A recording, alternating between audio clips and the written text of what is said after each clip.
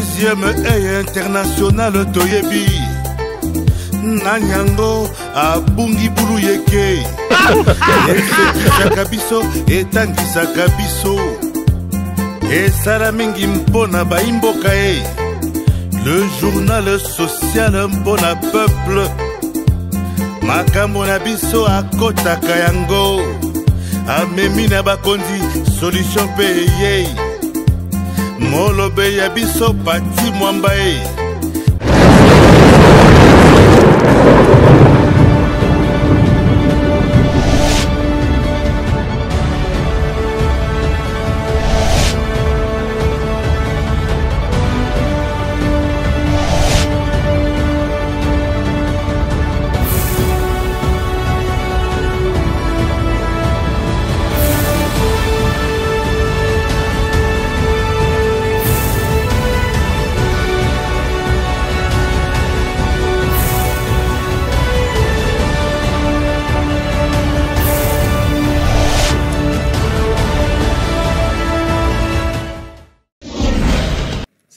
Ce 10e sommet qui réunit les chefs d'État et représentants des gouvernements des pays signataires de l'accord cadre d'Addis Abeba intervient dans un contexte particulier pour la République démocratique du Congo qui continue à faire face à la résurgence des violences armées sur une partie de son territoire.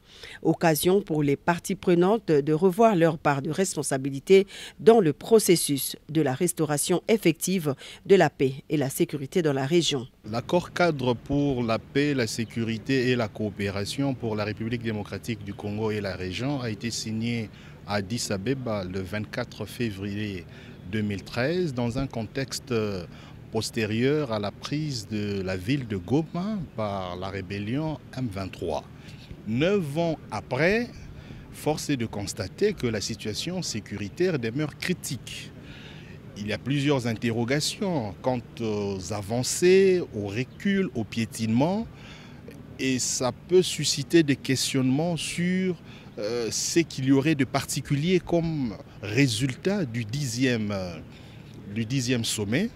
Et donc, le problème au Congo est tel que le gouvernement congolais devrait composer avec les autres pays de la région et les partenaires internationaux pour démanteler le système d'insécurité.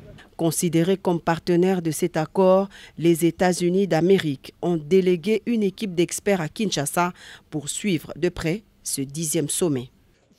Donc on voudrait bien sûr féliciter le président Tshisekedi et le gouvernement de la RDC pour avoir organisé ce sommet. Et M. Ben voudrait souligner aussi que les États-Unis étaient aussi présents lors de la création de l'accord cadre il y a bien 9 ans aujourd'hui. Donc on est bien sûr, on fait partie aussi de la mise en œuvre de cet accord. On travaille étroitement avec les pays signataires, avec les garants, notamment les Nations Unies, l'Union africaine, la CIRGL. Les femmes, considérées comme principales victimes des conflits armés, étaient également représentées, avec un cahier des charges bien fourni. Nous avons fait notre réunion le 18 février, le Conseil consultatif Femmes et Paix et Sécurité de la région des Grands Lacs, et nous avons formulé des recommandations aux chefs d'État et des gouvernements pour que nous puissions voir certaines lois être mises en place. Oui, c'est vrai, on a vu les changements, on a vu arriver des coopérations, des neutralisations mutuelles positives des groupes armés à l'est de la RDC. On a vu le développement de la politique de coopération. On a vu aussi la mise en œuvre de groupes de contact. Mais on voudrait avoir, en plus de ça, être mis en place le protocole genre de l'Union africaine. Nous voulons avoir des lois effectives qui font la promotion de la participation des femmes dans la prise de décision, mais aussi dans les résolutions des conflits. La République démocratique du Congo, à travers le chef de l'État, Félix Antoine Tshisekedi Tshilombo, ne cesse d'exprimer son attachement à la paix et la protection de l'intégrité de son territoire national. Grâce à sa superficie quasi continentale et sa position géostratégique, la RDC croit dur comme fer aux engagements des uns et des autres.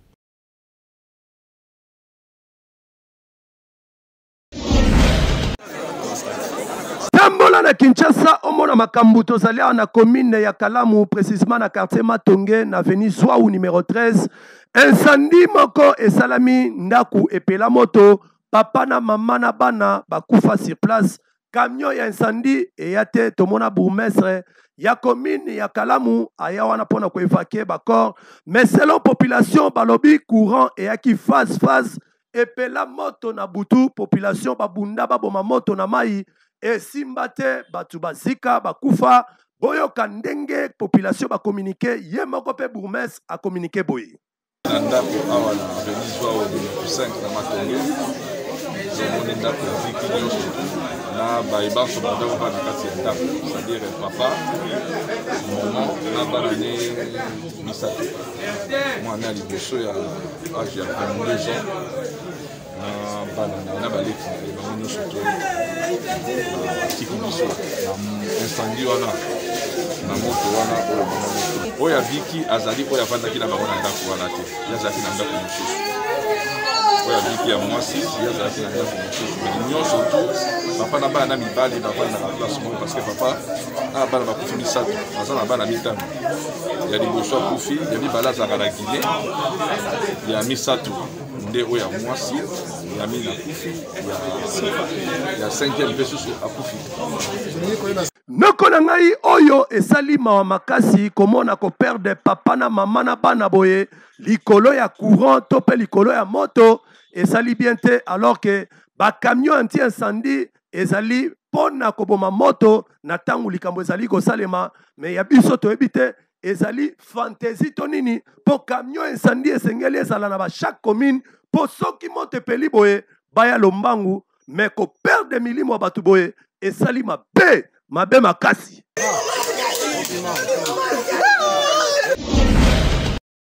Yaya ndenge boyebi ba consultation nationale ya jeunesse oyo ezalaki organisé na conseil national de la jeunesse depuis le 7 février 2022 nde mokolo lundi 23 février bobako ba porte ya consultation ekamaki kitoko avec ambiance bon enfant.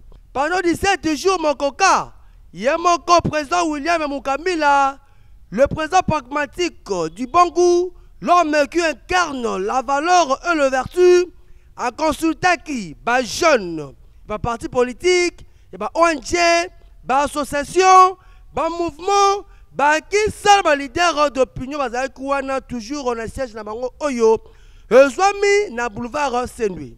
Parmi na bango, na défilé wana, jeune moko a qui président William Mukamila quand il charge oyo c'est qui non seulement ba problème car si ba proposition oyo ko sala comme jeunesse RDC et avancer la démarche oyo sekabiso bon sengeli ko bako mokolo assemblée 26 février 2022 et kozala journée moko ya restitution les différentes propositions oyo président Yemoko William Mukamila a co-présenté en et pas chef de l'État Félix Antoine Tshisekedi Tshilombo pour que basolo ba jeune et à la effectif ba côté à peine à grande sim et ça lit bien que ce président sengaki matuno so balata pembe na drapeau RDC balongola insigne ba parti politique na bango to ba regroupement na bango et yokani.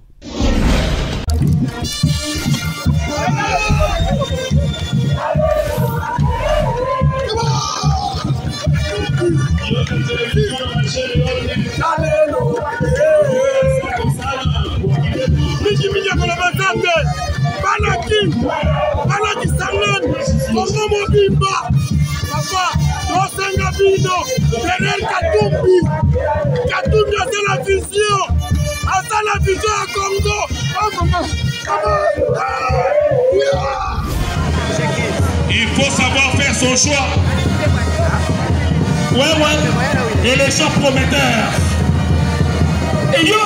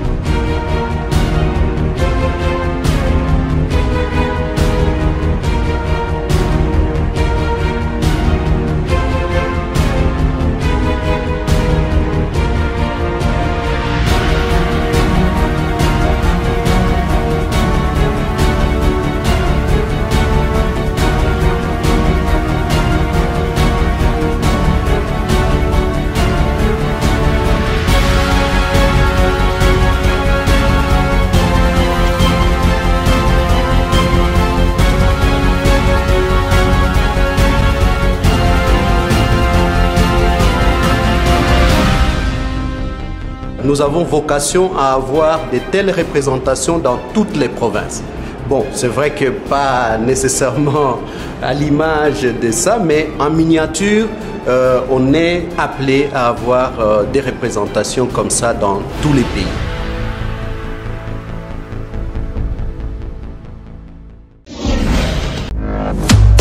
Noko na ngai olingo kende Chypre aux 16 ans ti 48 ans et ça possible grâce à agence de voyage L13 Travel oyo bapesi bino méga promotion visa ya Chypre na $1890 ya pamba.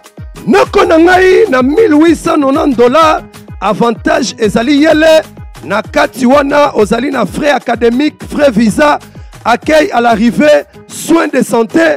Okanisi esili nanu te bapesi bino lisusu assistance passeport na $99 plus vente ya babillet.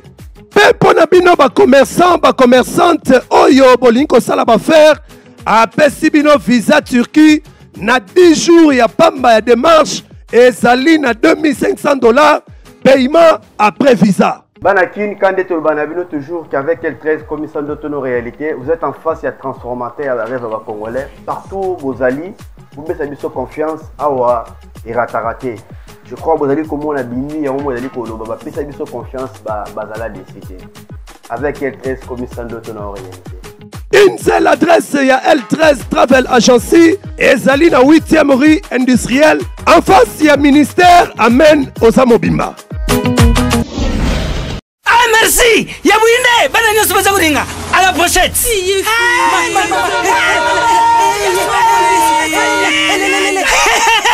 Bouzala Kwarme! Protivap et tonne la protéine et énergie!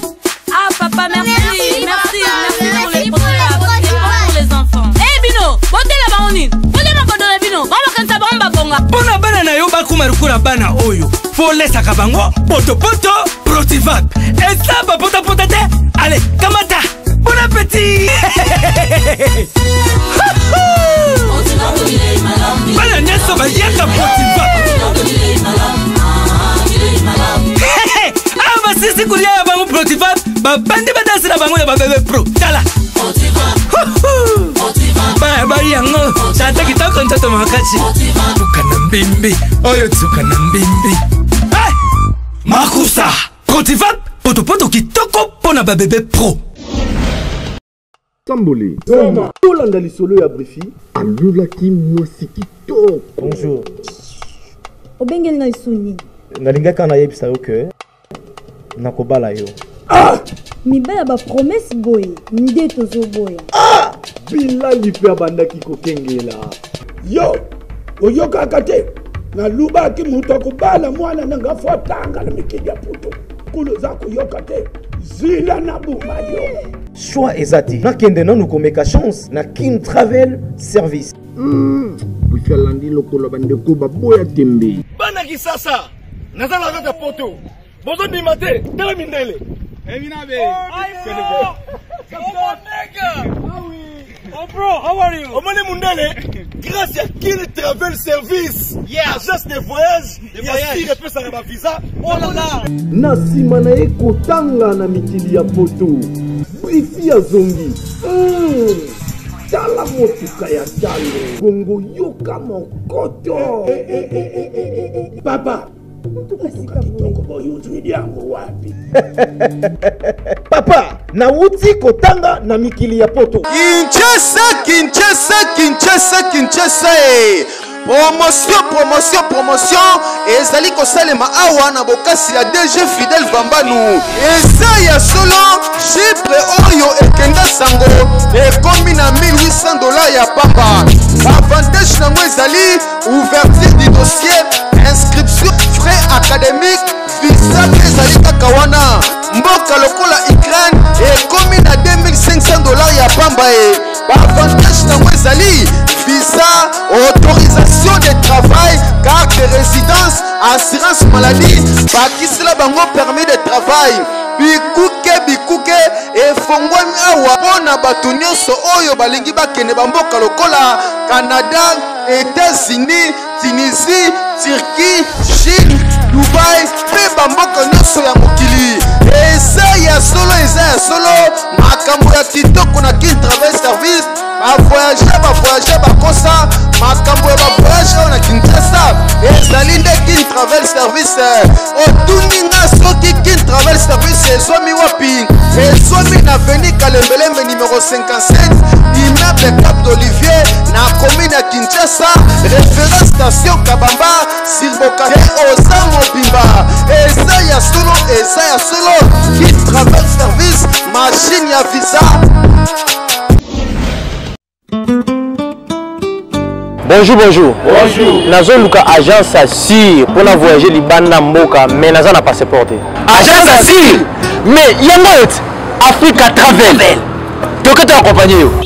Noko na ngai tala agence ya Assir crédible yango yo Africa Travel bondimela ngai ke awa masolo ya Chypre babetaka yango dada visa eloko pamba ba étudiant oyo bozali komona bazwaki bourse d'études bapesaki kaka $2900 ya pamba ne basalelaki bango inscription plus frais académique billet passeport kaka na kati lelo ne bazali kozwa passeport na bango oyo evandi visa ya Chypre po bakende kotanga otala ndenge moko na moko azali kozwa na maboko ya ye moko le DG valable Musée Mbo. Binomo liboso na bino bomoni ba étudiant oyo bazo voyager lelo na compte ya Africa Travel.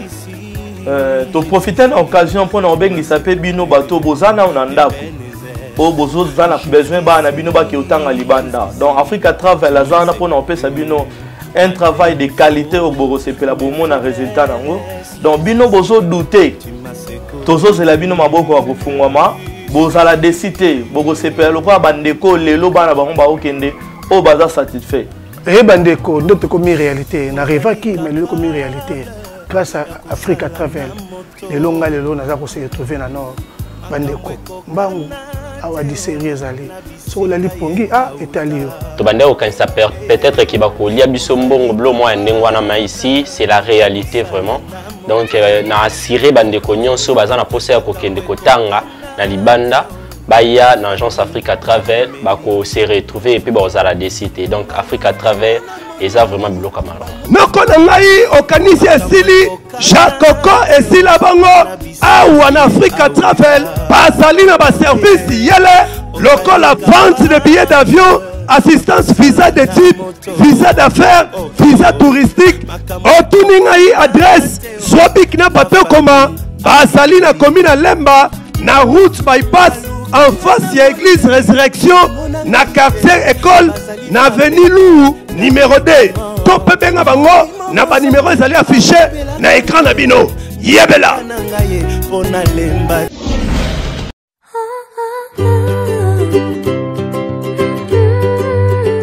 Hey, leader, Koko di Koko, Petzambe, Yamasolo Optique, Nyonso RDC, ezali Optique solidaire d'Anna.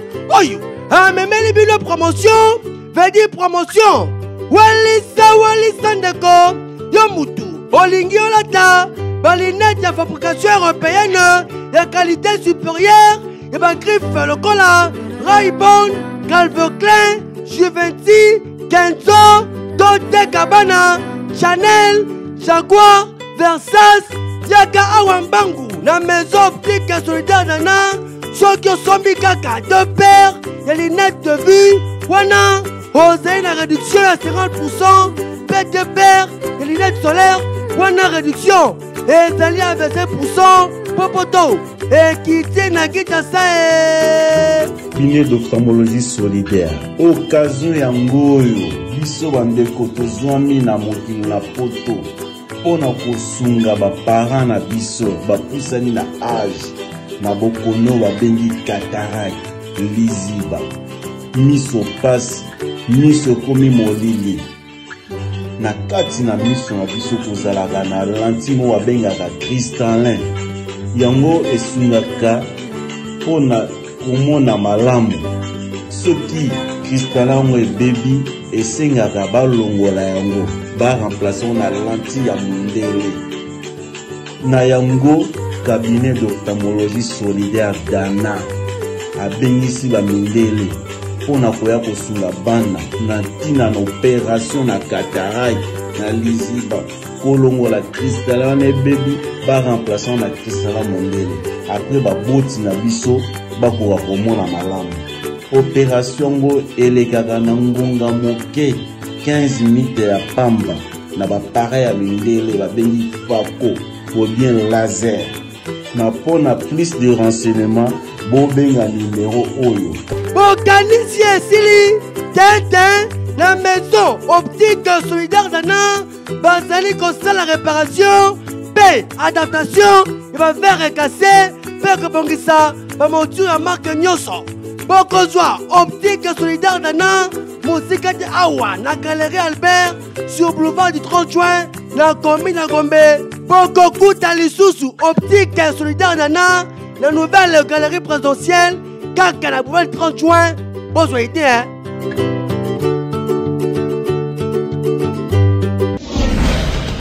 Tozali na commune ya Mongafula précisément na quartier Tchad. Mai oyo ya source bozali komona babenga kango mai ya mbila ezali ko aider population ya Tchad na ndenge ya kosakana te mais ya kokamwa ezali ke ezali mai ya chef coutumier afutsaka bango avant batoka pe mai yango tio ezinda na se ya mabele likolo ya mai ekoma salite esengeli population azwa tio ya paipai akotisa na tio eza na se ya mai ebongo mwana nyata po ebimisa mai kitoko ebota la couleur ya mai ezali kobimisa mai ya clair kaka ndenge bozali komona na bakantine boyoka ndenge nini population moko ekommunike boye. Bakonza mboka bobongisela so mai o tala mai ndenge ezali tala basalite babilamba bamanzanza tala basaki boye vraiment tomela yango kaka boye papa so tomeli te tokomela nini papa nanga tokomela ni mai ezate mboka pasi tala mboka kitoko bato baza population eza ame mai tomelaka ya malunga te mai ezate mai oyo tokopesa ka bidon 150 soki topesi 150 tozwi mai soki mpe topesi mbongo te tokozwa mai te ndeti boye tio ya paipai boye tozobongisa ezobonga te papa nanga boye tokomela mai ndengeni eza mawa mingi mpona biso bato ya Mongafula na kotala boye kutimi atekeli biso mabele me tala mai tozomela mai oyo ekoma ya mbongo so opesi mbongo te tokomela mai te osali mpe rere baye kobundisa likolo ya mai oyo tala mai ya salite mai oyo ndenge eza boye ya salite totekaka tosombaka yango na mbongo oza mpe na mbongo te omela mai oyo te eza mawa tosengi kaka leta asunga biso na likambo ya mai. Noko na ngai oyo ezali koyokisa RDC soni na 21e siècle bamona population eza komela mai ya condition ya boye ebongo population bazali komituna badepute bokenda wapi bino musala na bino ezali kaka tangu tokomi pembe na baelection boya mpona koya kokosa population tour oyo balobi soki mai ekoti te bolobeli bango te mutu anyata makolo te eyokani.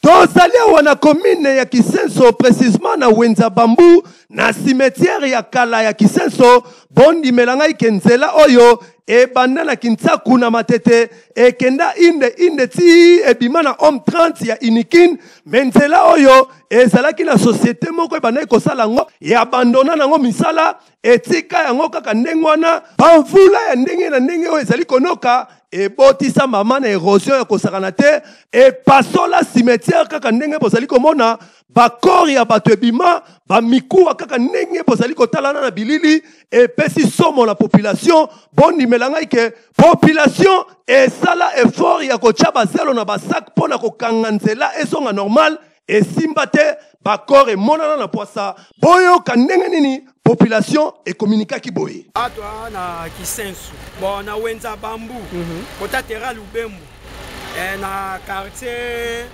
Amba Libération nzela oyo ezalaka boye te nzela oyo alaki boye te nzela oyo soko ozwi profondeur ya libulu oyo tina likolo mona awa tu ezalaka likolo bien mais tango kaka bazwi kaka mokano ya kobongisa nzela oyo tomoni ba machine ye ba tracteur bandi kosala ko ranger banzela tout tokomi pe moi bien ba camion komi kolonga rond pour ezo ya awa matete bata donc tout mais ce moment ti lelo oyo tanka batie bapau na bango na yebiso nzela oyo ebebi nzela ebebi tala profondeur nzela ekomi tokomi na souffrance meme awa ya kobima matete ya kokende meme o wapi parsi nzela ebandi matete ebimi campus ti rond point econtinue mais tala biso lelo awa nzela oyo alaki boye te bambongo na bango bazolia bango moko balingi kobongisa donc peuple akoki koloba te babiloko boye vraiment botala na bofilme nanu bie bino mo bomona nzela oyo banda batira biso mabele rouge oyo mabengi mwaye te soki bandako etei tokende kovandela wapi kisenzi na biso tozalaki bien lelo kisenzi ekomi na baserekeli kobima mikuwa bato libanda tokufi kokufa wa mwaye te na baserekeli na mikuwa bato ezokende na mbula na batala balemba ete sorso eza te ndenge ezokweya kashi sorso eza te yango mondi bengi ezokweyeka kokweya tokosenga na ministre provincial ya UTPR papa yaka kotalela population ya commune ya Kisenso likambu ya nzela oyo bozwela yango solution po komona bakor ya batu ezali kobima boye ezali respecté oyo ezali mabe.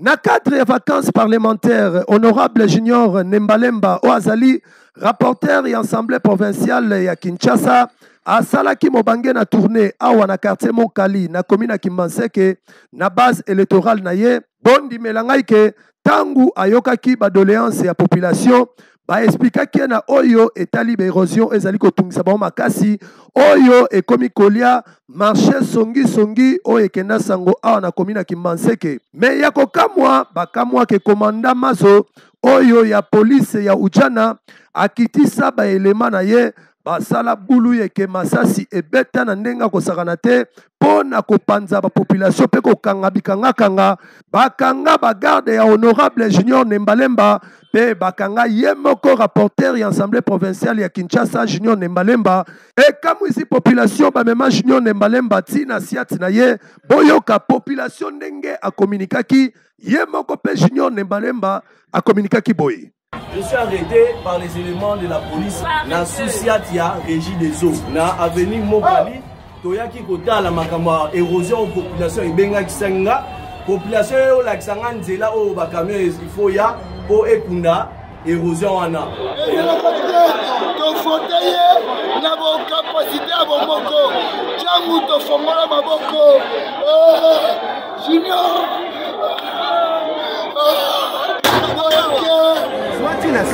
Voilà.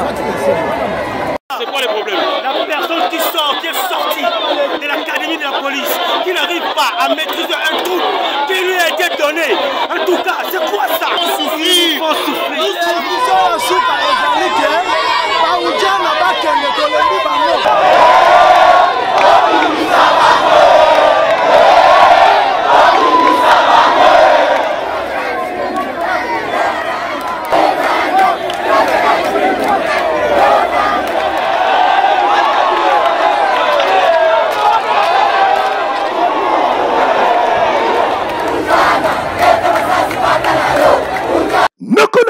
Oyo ezali kosenga Général Kasongo okita sur le terrain pona kobenda matoi na baelema na yo ya la police a Ujana kokamwa tracasero bazali kosala koto na Monkali na commune ya Kimbanseke eleki makasi na 21e siècle bayebi ba autorité mboka te kokanga honorable Junior Nembalemba oyo azali rapporteur ya assemblée provinciale ya Kinshasa esali soni makasi dossier oyo ezali à suivre biliaki bikoki bango yebela.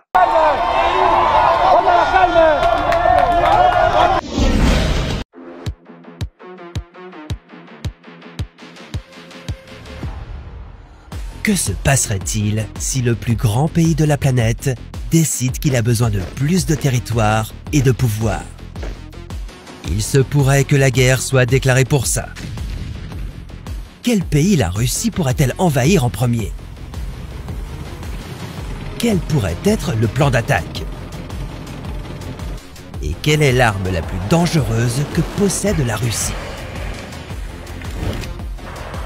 Voici et si, et nous nous demandons ce qui se passerait si la Russie déclenchait une guerre. la Russie occupe déjà 1/8 de toutes les terres habitées de la planète. Et maintenant, elle a un œil sur l'un de ses voisins européens, l'Ukraine. Historiquement, l'Ukraine et la Russie sont déjà entrées en conflit. Plus récemment, la Russie a annexé la péninsule ukrainienne, la Crimée. Ensuite, elle a soutenu une rébellion séparatiste dans l'est de l'Ukraine. Maintenant, la Russie ne veut pas que l'Ukraine se rapproche de l'OTAN. Elle souhaite même que l'OTAN quitte l'Europe de l'Est, tout simplement. Et même si la Russie n'est pas membre de l'OTAN pour prendre des décisions sur de telles choses, avec l'une des armées les plus puissantes du monde, elle peut se sentir capable de jouer selon ses propres règles. Bon, revenons un peu en arrière. Tout d'abord, vous vous demandez peut-être ce qu'est l'OTAN. C'est l'organisation du traité de l'Atlantique Nord, qui compte actuellement 30 membres. Les États-Unis, le Canada, les Pays-Bas, le Royaume-Uni et la France en font partie. Le but de l'OTAN est de maintenir la paix et de s'assurer qu'aucun membre de cette alliance ne soit envahi par une force militaire internationale. Comme lorsque la Russie a pris la Crimée à l'Ukraine. L'Ukraine n'est pas encore membre de l'OTAN, mais elle a manifesté son intérêt à le rejoindre. Et cela ne convient pas bien au président russe, Vladimir Poutine. Poutine est déjà un peu effrayé par le fait que l'OTAN entraîne les troupes ukrainiennes et par le fait que certains membres les fournissent en armes. Il a donc décidé de recourir à une bonne vieille méthode de persuasion. Il menace de déclencher une guerre. Avec un budget de défense de 42 milliards de dollars, la Russie investit beaucoup d'amour et d'argent dans son armée. L'armée russe compte 3,5 millions de recrues. Elle dispose de plusieurs chars, environ 13 000. Aucun autre pays au monde n'en possède autant. La Russie possède également 27 000 véhicules blindés et occupe la première place mondiale avec ses 4 465 canons d'artillerie. Puis, il y a aussi les armes nucléaires russes dont il faut s'inquiéter. Au total, elle en a 6 257. Elles peuvent être lancées depuis des avions, des sous-marins ou des missiles. Mais si la Russie décide d'attaquer, il est probable qu'elle ne commencera pas par la terre. La première frappe viendrait probablement de l'air. Cela pourrait détruire des centrales électriques et des ponts, anéantir des lignes ferroviaires et ruiner l'économie de tout pays attaqué. En plus de ça, la flotte navale de la Russie est absolument incomparable. Ces sous-marins à propulsion nucléaire stationnés le long d'une côte pourraient constituer une véritable menace pour quiconque envisage de les affronter. En fonction du pays visé, bien sûr. Si la Russie attaquait l'Ukraine, l'OTAN répondrait probablement par de lourdes sanctions économiques. Mais la Russie a ses propres alliés. Elle fait partie de l'organisation.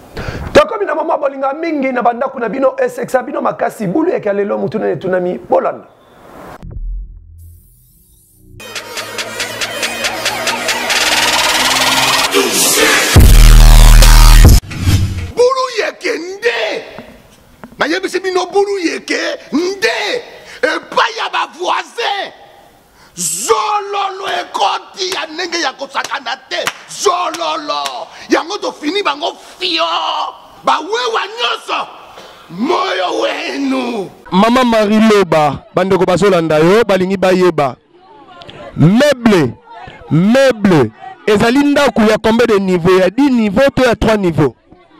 Il y a 4 niveaux, il y a 5 niveaux, il y a 6 niveaux, il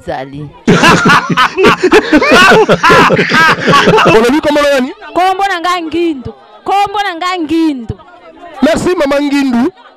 Bandeko balandi balingi bayeba. Meuble. Ezali ndako ya combien de niveaux? Il y a 10 niveaux to ya 5 niveaux? Ngana yebi kaka ya 5 niveaux. Moulayi. Est-ce que déjà là là? Nalala nanute. Nalala nanute.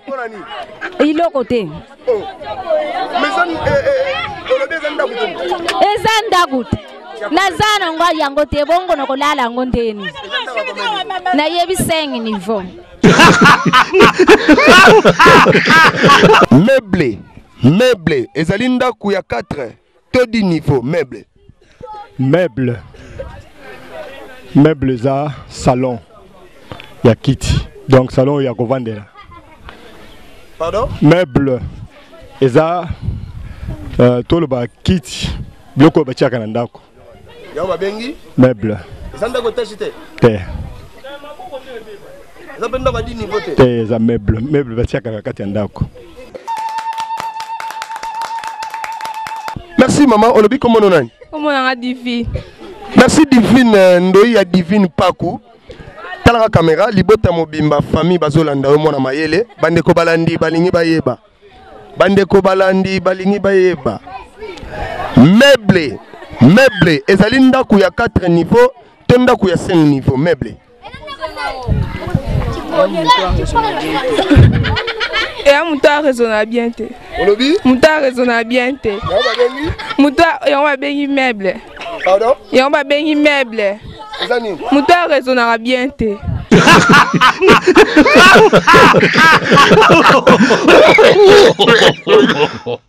Bamonani ni bulu ya kotel bino na banda kuboseki bokanga bapanzi bolana se mais là ça na bino ketan boza koseka bozo akaina stilo pona koma meuble ezanango immeuble ya 4 niveaux to 5 niveaux te mais meuble ezali ensemble ya biloko ya ndako lokola bakiti ba mesa ba mbetu yango babengaka meuble chamuntu chanzambi elakisika to komina suka ya magazine deuxième international bulu ya voiture sans moteur yebelatan ba mama ya zando ba magambela ba kotindika pona komisa na destination pesa merci mingi na Michel Makonzo 520 giga pe merci mingi na Gelor Benda Bote o azaki na sima kamera pona ko benda ngai na bima kitoko na banda kuna bino esi eyebana epa ya ba voisins zololo ekota yango to fina bango fion ba wewa ba porona na kanduka moyo wenu nushala bimpa tutaonana kesho talek